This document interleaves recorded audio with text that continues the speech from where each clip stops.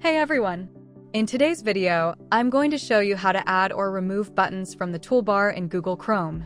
If your Chrome toolbar looks cluttered, or you want quick access to your favorite browser action, such as clean up your browser data history cookies, this step-by-step guide will help you customize it in just a few clicks. Let's get started. Open the Google Chrome web browser, and on the default New Tab page, you will see the Customize Chrome button at the bottom right corner. Click this button to open the side panel.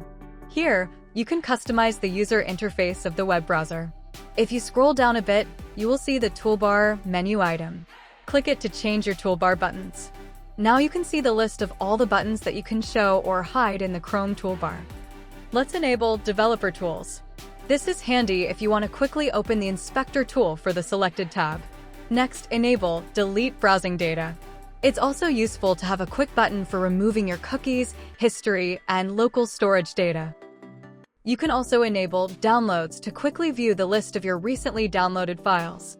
Each time you turn on one of these switches, the icon is instantly added to your Chrome toolbar.